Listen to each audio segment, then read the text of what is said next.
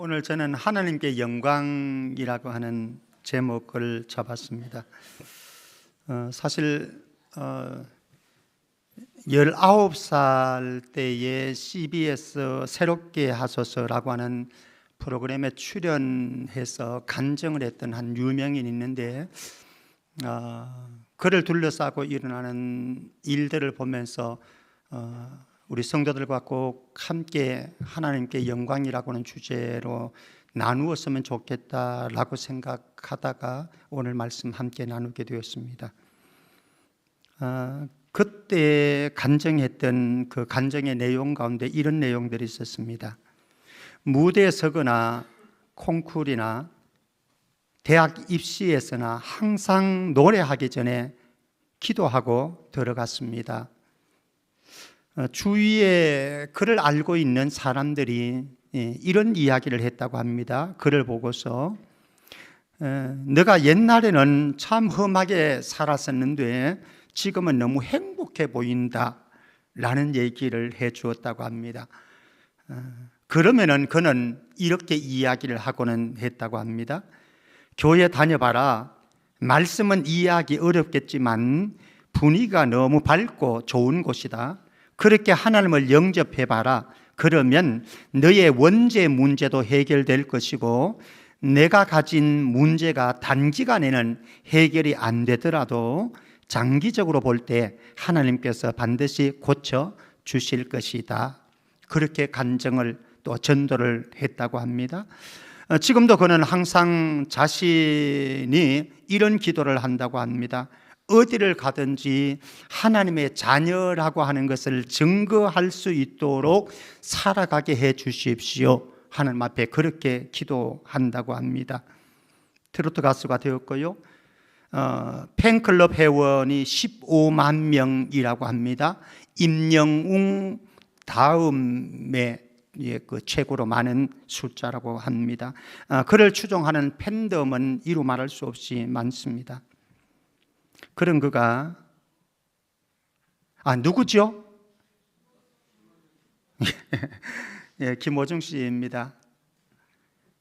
그가 최근에 음주운전을 했고 그리고 도주를 해버렸습니다. 그리고 이런저런 또 거짓말도 속속 드러나고 있습니다. 그리고 사회적인 문제가 되어버렸습니다. 저는 그런 부분들을 이야기하려고 하는 것이 아니라 그가 주님께만 영광을 이라고 하는 마음을 가지고 살았다고 간증을 했고 그렇게 이야기를 했는데 결국은 하나님의 영광을 훼손시켰다라고 하는 이 부분에서 가슴이 참 많이 아팠습니다. 김호중 씨가 크리스찬이 아니었다라고 한다면 제가 구태여 이 이야기를 할 필요가 없을 것입니다. 그러나 크리스찬이라고 하는 것이 저의 마음을 너무 많이 아프게 했고 힘들게 했고 그리고 다시 한번 내 자신을 돌아보도록, 그래서 나도 하나님의 영광이라고 하는 슬로건을 외치면서 살아가는 존재인데 우리 모두가 그런 존재인데 과연 나는 내 삶의 현장에서 하나님의 영광을 훼손시키는 삶을 살아가고 있지는 않는가라고 하는 한번 자기 반성을 해보면서 말씀을 준비하게 되어졌습니다. 저와 여러분들이 도대체 누구인가, 내가 누구인가라고 하는 정체성의 문제 아니겠습니까? 자기 발견의 문제 아니겠습니까? 적어도 우리는 아마 김호중 씨도 이렇게 고백했지 않겠는가 생각을 하고요. 우리 모두도 이런 고백을 하지 않습니까? 베드로전서 2장 9절 말씀 보십시다. 베드로전서 2장 9절. 우리가 도대체 누구인가, 어떤 존재인가라고 하는 것입니다. 제가 보겠습니다. 그러나 너희는, 우리입니다. 성도는 택하신 족속이고 선택받은 족속입니다. 이스라엘처럼 왕같은 제사장이고 왕이고 제사장입니다. 그리고 거룩한 나라요 구별되고 성별된 존재입니다. 그리고 그의 소유된 백성이니 하나님의 소유가 되었습니다. 특별한 소유입니다. 이거는 보배롭고 존귀한 자라고 하는 표현인 거죠. 하나님이 봤을 때에, 저와 여러분들이 스스로를 봤을 때에, 주변의 사람들이 나를 봤을 때는 내가 어떤 존재인지 모르겠습니다. 어쩌면 별 볼 일 없는, 기대되지 않는 한 사람의 인생일 수도 있을 것입니다. 그러나 하나님께서 나를 바라보실 때에 우리는 하나님의 보배라고 하는 겁니다. 하나님께서 우리를 이렇게 세우기 위해서요, 2절 말씀 계속해서 이는 너희를 어두운 데서 불러내어서 그의 기이한 빛에 들어가게 하셨다. 누구요? 하나님께서. 적어도 저와 여러분들은, 성도들은 복음 안에서 사단과 죄로부터 해방되어져서 이제는 거룩한 빛의 세계로 들어가게 되어졌고, 그 빛의 자녀로, 아들, 딸로 살아가는 존재가 되어졌습니다. 누구가요? 바로 저와 여러분들이. 김호중 씨도 그 당사자가 아닌가라는 생각을 해봅니다. 이들에게 주어진 사명이 있습니다. 베드로전서 2장 9절 계속해서 말씀합니다. 이는 너희를 어두운 데서 불러내어 그의 기이한 빛에 들어가게 하신 하나님의 아름다운 덕을 선포하는 선전꾼으로 삼으셨다 말씀을 합니다. 저와 여러분들은 어디에 있든지, 어디에 소속되어 있든지, 무엇을 하든지 간에 우리에게 베풀어 주셨던 아름다운 이야기가 있잖아요. 예수 그리스도께서 만들어 주신 아름다운 이야기, 아름다운 이야기가 있네. 구세주의 사랑 이야기. 그 아름다운 이야기가 복음 아니겠습니까? 그 복음을 우리에게 주셨고, 우리로 하여금 우리의 삶의 현장에서 그 복음을, 아름다운 덕을 선전하는 선전꾼으로 우리를 삼으셨다라고 하는 사실, 저도 잊지 않고 우리 온 성도들 우리의 삶의 현장에서 잊지 않기를 주의 이름으로 축복합니다. 자, 이런 엄청난 존재가 되어진 저와 여러분들, 이 땅 살아가는 동안 우리는 나그네로 삶을 살아가게 되어질 겁니다. 오늘 본문 베드로전서 2장 11절 12절 말씀 속에서 보면, 그런데 우리가 나그네 길을 걸어가는 인생이지만 소중한 것은 무엇인가 하면, 우리가 기억해야 될 사실은 무엇인가 하면요, 선으로 비방을 이겨야 되는 나그네다라고 하는 거예요. 그냥 나그네가 아니고요, 선으로 악을 이겨야 되는 존재, 그게 바로 저와 여러분들이라고 하는 거죠. 한번 보십시다. 11절 말씀 보십시다. 우리에게 거류민과 나그네 의식을 가지라고 말씀을 합니다. 사랑하는 자들아, 거류민과 나그네 같은 너희를 권하노니, 이렇게 말씀합니다. 어쩌면 여러분들 가운데는 젊은 분도 계십니다. 영원히 살 거라고 생각되어질지도 모르겠습니다. 그러나 우리 곁에 일정한 기간을 나그네로, 체류자로 살다가 떠나간 분들이 많이 있습니다. 오늘 2부 예배 전에 한 성도님이 찾아오셨습니다. 얼마 전에 병상세례를 주었습니다. 남편의 병상세례를 주었습니다. 그리고는 아마 황상일 장로님 소천하셨을 그 시기에 소천하신 것 같습니다. 교회 연락도 없었습니다. 그리고 장례를 치루었습니다. 그리고 오늘 오셨습니다.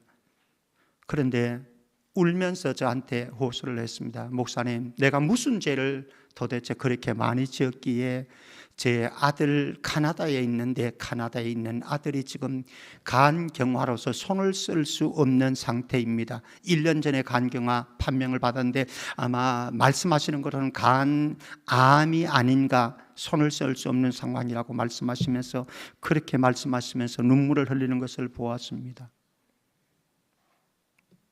우리 한인숙 권사님 여기 계십니다. 지금 나 장로님, 저는 지금도 가끔씩 생각하고 하거든요. 나 장로님 간장게장 참 좋아했는데, 간장게장 집만, 가게만 지나가면 나 장로님 참 좋아했는데, 같이 먹었는데, 손영희 권사는 여기 많은 권사님들 계십니다. 잠시 살다가 떠나가셨습니다. 황상일 장로님 잠시 체류하다가 떠나가셨습니다. 사랑하는 성도 여러분, 기억하십시오. 그 순서가, 다음 순서가 김병태 목사가 될 수도 있고 여러분들이 될 수도 있다. 잠시 잠깐 체류자로 머물다가 나그네로 머물다가 주님 오라고 그러면은 우리 두 손 털고 그리고 가야 되는 존재라고 하는 것 잊지 않기를 주의 이름으로 축복합니다. 그들에게 권면을 합니다. 11절 말씀 계속해서 하반절을 보면은 사랑하는 자들아 걸음인가 나그네 같은 너희를 권하노니 영혼을 거슬러 싸우는 육체의 정욕을 제어하라, 통제하라, 자제하라, 절제하라고 말씀합니다. 사실 이 육체의 정욕이라고 하는 것이 육체라고 하는 사르크스라고 하는 우리의 영적인 삶을 영혼을 거슬려서 싸우고 대적하도록 만들고, 그리고 우리가 거룩한 길, 성결한 길, 하나님께서 기뻐하시는 길들을 살지 못하도록 끊임없이 우리를 공격하고 우리를 하나님의 뜻으로부터 멀어지도록 만들려고 하는 이 육체라고 하는 사르크스라고 하는 이 존재, 얼마나 우리의 원통한 적인지 모르겠습니다. 우리는 수없이 거룩한 삶을 살고 싶고 성결한 삶을 살고 싶고 하나님의 아름다운 덕을 선전하는 선전꾼으로 살고 싶지만 육체의 정욕은 우리를 자꾸 다른 곳으로 끌어가는 경향이 있습니다. 마음이 이끄는 대로 살고 싶고 생각이 원하는 대로 달려가고 싶고 감정이 올라오는 대로 행동하고 싶고 말하고 싶은 것, 그냥 쏟아내고 싶은 것, 바로 저와 여러분들입니다.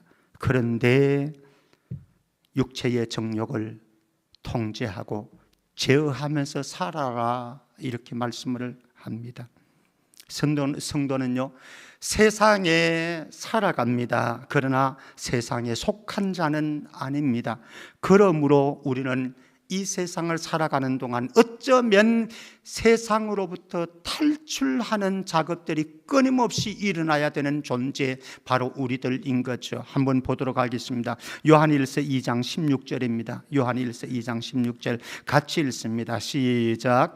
이는 세상에 있는 모든 것이 육신의 정욕과 안목의 정욕과 이생의 자랑이니 다 아버지께로 온 것이 아니요 세상으로부터 온 것이라. 우리는 잘 알고 있습니다. 이것들이 아버지께로부터 온 것이 아니고 세상으로부터 우리에게 온 육신의 정욕, 안목의 정욕, 이생의 자랑인 줄 알지만 시시때때로 넘어지는 저와 여러분들, 세상이 주는 달콤한 유혹 속에 빠져서 내가 어떤 신분의 존재인지를 망각한 채 세상의 노예로, 세상의 포로가 되어서 살아가는 적이 적지는 않습니다. 이게 꼭 김호중 씨라고 이야기하고 싶지는 않습니다. 바로 김병태 목사가 그렇게 되어질 수 있고 여러분들도 그렇게 되어질 수 있는 우리네 실존이라고 하는 거죠. 그래서 12절 말씀에 가면은 베드로 사도는 이렇게 권면을 합니다. 12절 말씀 같이 한번 볼까요? 시작. 너희가 이방인 중에서 행실을 선하게 가져 너희를 악행한다고 비방하는 자들로 하여금 너희 선한 일을 보고 오시는 날에 하나님께 영광을 돌리게 하려 함이라. 저와 여러분들이 살아가는 동안요, 죄송하지만은 우리가 살아가는 동안 우리를 모함하고 비방하고 디스하는 사람들 없으면 얼마나 좋겠습니까? 그러나 형제 간에도요, 남 모르는 사이에 자기네들끼리 모여가지고 디스하고 모함하고 이런저런 욕설을 하고, 그래서 형제 간에도 마음 상한 적이 한두 번이 아니잖아요. 믿음의 공동체라고 하는 예수 안에 한 가족이라고 하는 우리끼리도 서로 모이게 되어지면은 누구를 욕하고 비방하고 디스하는 경우가 비일비재하잖아요. 여러분들의 직장에 가면은 말할 수도 없을 거고요. 우리는 알고 있습니다. 누군가가 오늘 악행한다고 모함하고 비방하는 자들이 있을 때에 내가 얼마나 속이 상하고 분통이 터지는가를 우리 모두 다 알고 있지만, 사실은 우리는 또 내가 그렇게 삶을 살아가고 있는 것이 우리의 모습이기도 하고요. 그런데요, 저와 여러분들의 삶을 살아가는 동안 우리에게 악행한다고 모함하고 비방하는 자들이 있을 것입니다. 그런데 오늘 말씀은 이렇게 합니다. 악을 악으로 대항하지 말라, 이렇게 말씀을 합니다. 만약에 우리가 나에게 악을 행하는 그 악에 대해서 내가 악으로 대항하게 되어지면 더 큰 악을 남기게 되어질 것입니다. 대신 우리에게 말씀하는 것은 악한 비방이 있을지라도 인내함으로 오히려 적극적으로 선한 행실을 그에게 보여주라라고 말씀합니다. 참 어렵습니다. 저도 어렵습니다. 저도 누군가가 나에게 비방을 하고 모함을 할 때에 내가 악으로 그를 향해서 돌려주는 것은 너무나 쉽습니다. 우리의 본성이니까. 그러나 그것을 참고 인내하고 선한 행실로 그에게 증명시켜 준다라고 하는 것은 너무나 어렵습니다만은, 로마서 12장 17절과 21절 말씀 보십시다. 로마서 12장 17절 먼저 봅니다. 시작. 아무에게도 악을 악으로 갚지 말고 모든 사람 앞에서 선한 일을 도모하라. 21절입니다. 악에게 지지 말고 선으로 악을 이기라. 사랑하는 성도 여러분, 저도 어렵습니다. 그러나 우리 함께 도전하십시다. 챌린지 하십시다. 악을 악으로 갚지 아니하고 참고 인내하면서 선으로 갚을 수 있는 저와 여러분들 되어져서, 그렇게 되어지면요 이렇게 말씀을 합니다. 너희 선한 일을 보고 오시는 날에 하나님께 영광을 돌리게 하려 함이라. 어떻게 하나님께 영광을 돌리겠습니까? 누군가가 나에게 악한 행동을 하고 악한 말을 하고 그럴 때 내가 악함으로 되갚아버린다고 한다면 하나님의 영광이 훼손되어질 것입니다. 저 사람이 나에게 악한 일을 하는데도 불구하고, 악한 말을 하는데도 불구하고, 모함하고 비방하는 일들을 함에도 불구하고 나는 선으로 다가가는 것입니다. 그럴 때에 거기에 하나님께 영광 돌림이 나타날 것입니다. 사랑하는 성도 여러분, 어렵습니다. 저도 어렵습니다. 그러나 이 도전, 악을 선으로 이겨서 하나님께 영광 돌리는 우리 모두 되어지기를 주의 이름으로 축복합니다. 자, 우리가 하나님께 영광 돌리는 삶을 살자라고 했습니다. 어떻게라고 했을 때 착한 행실로라고 합니다. 먼저 우리에게 중요한 슬로건이 필요합니다. 무엇입니까? 오직 하나님께만 영광이라고 하는 슬로건입니다. 우리 같이 한번 따라합니다.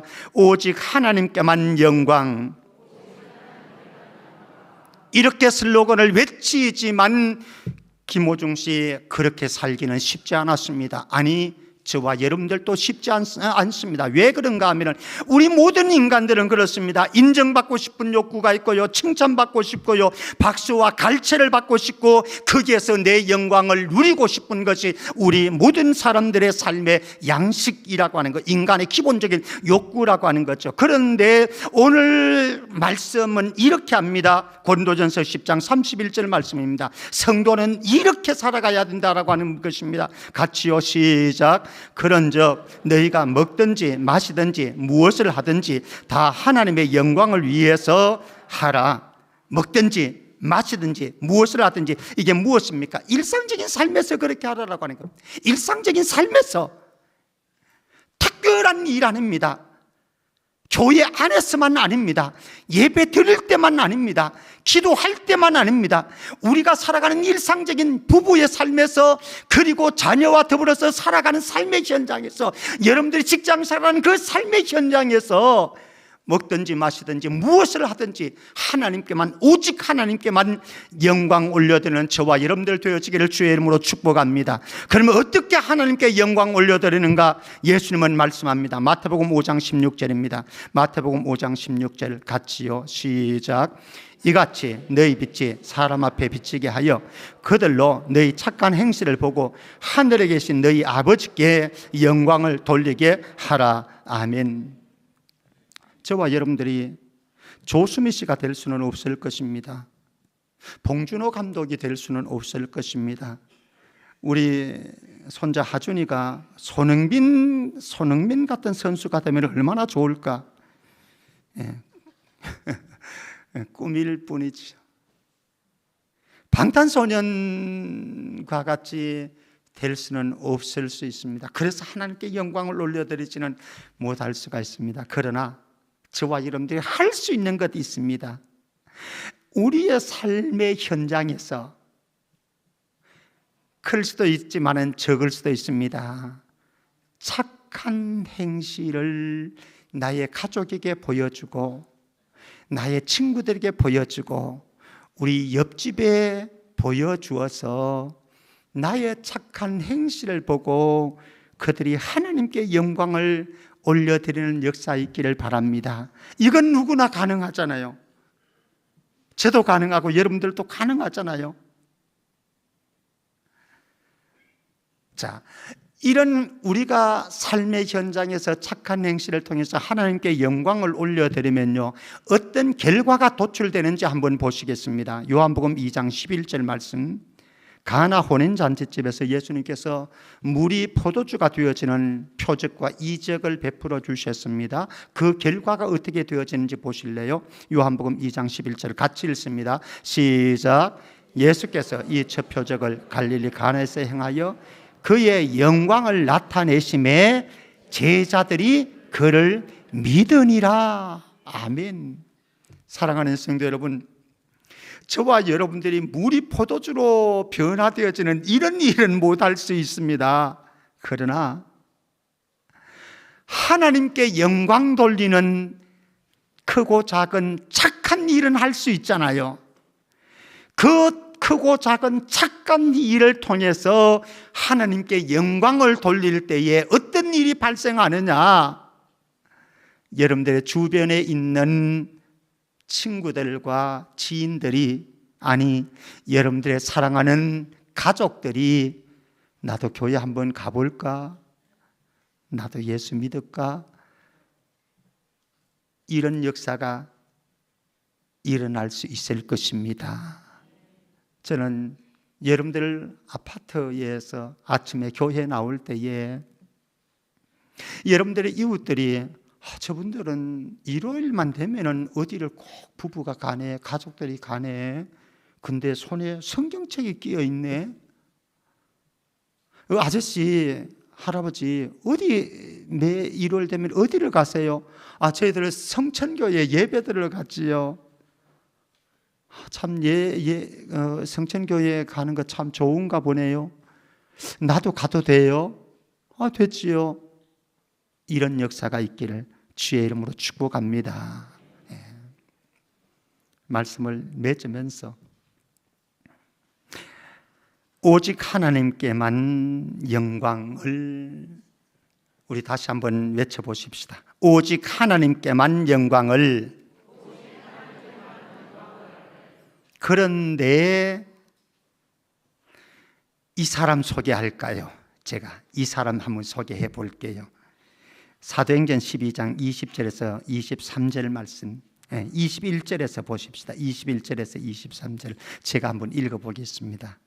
헤롯이 나를 택하여, 축제일입니다. 원형 경기장에 있습니다. 나를 택하여 왕복을 입고 단상에 앉아 백성에게 연설을 했습니다. 그 당시에 그 상황을 요세푸스라고 하는 역사학자는 그때의 헤롯이 어떤 옷을 입었느냐라고 했을 때에 은색 겉옷을 입었다라고 사료에 기록하고 있습니다. 은색 겉옷을 입었습니다. 태양 광선에 비추어집니다. 어떻게 됐을까요? 찬란한 빛이 나왔죠, 그죠? 왕의 위엄을 지금 표현해 주는 것입니다. 그리고 그 왕복을 입고 단상에 앉아 백성에게 연설을 하는데 백성들이 무엇이라고 했는가? 22절 말씀 여러분들이 같이 읽어 주십시오. 22절 시작. 백성들이 크게 부르되 이것은 신의 소리요 사람의 소리가 아니라. 이거는 신의 소리다. 사람의 소리가 이렇게 되어질 수 없다.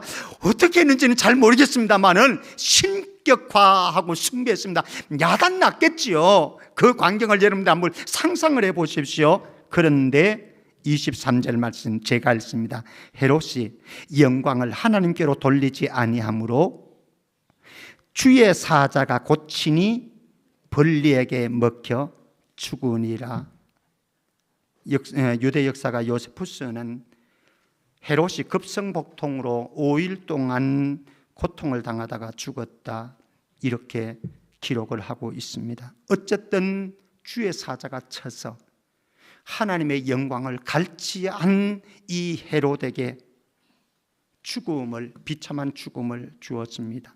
사랑하는 성도 여러분, 저와 여러분들이 살아가는 동안 어떤 삶의 형편인지는 상황인지는 알 수 없지만은 우리가 처한 모든 삶의 현장에서 오직 하나님께 영광 돌리고 하나님의 영광을 훼손하지 아니하고 하나님의 영광을 갈취하지 않기를 주의 이름으로 축복합니다. 사진 한 장 보여주십시오. 누구지요? 몰라도 괜찮아요. 배소연 선수입니다. 이번에 5월 달에 막을 내린 KLPGA 투어에서 154번째 도전을 했는데 153번 우승기를 들지 못했습니다. 154번째 이번에 우승기를 쳐들었습니다. 근데 제가 그 우승을 이야기하려고 하는 게 아니라 우승 소감을 이렇게 얘기했습니다. 이 모든 영광을 하늘에 계신 아버지께 돌립니다. 한 컷 더 보겠습니다. 여러분들이 잘 아실 것 같습니다.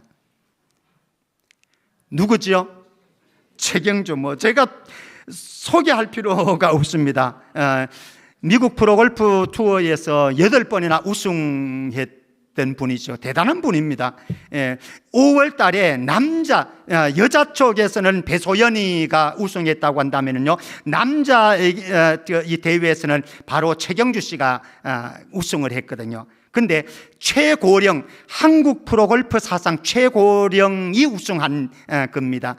그러니까 일반 신문에는 만 54세로 나왔는데 실질적으로는 만 56세라고 합니다. 그러니까 그 나이에 우승기를 들었습니다. 근데 그가 우승 소감을 이렇게 얘기를 했어요. 이거 소개하려고 제가 하는 겁니다. 하나님께 감사드립니다. 하나님의 은혜가 아니고서는 어떤 것으로도 설명할 수 없는 우승입니다. 저는 여러분들도 이렇게 되셨으면 좋겠고요, 여러분들 자녀 후손들도 이렇게 되셨으면 좋겠습니다. 그러나 우리는 이렇게는 되어질 수 없을 수 있잖아요, 그죠? 이렇게 우승기를 들고 하나님께 영광 올려드리는데 이렇게는 못할 수 있습니다. 그러나 우리가 하나님께 영광 돌릴 수 있는 것 있는데, 우리의 삶의 현장에서 매일의 일상적인 삶에서 착한 행실로 남편 감동시키고 아내 감동시키고 자녀들 감동시키고 우리 주변 사람들 감동시켜서 하나님께 영광 올려드리기를 주의 이름으로 축복합니다.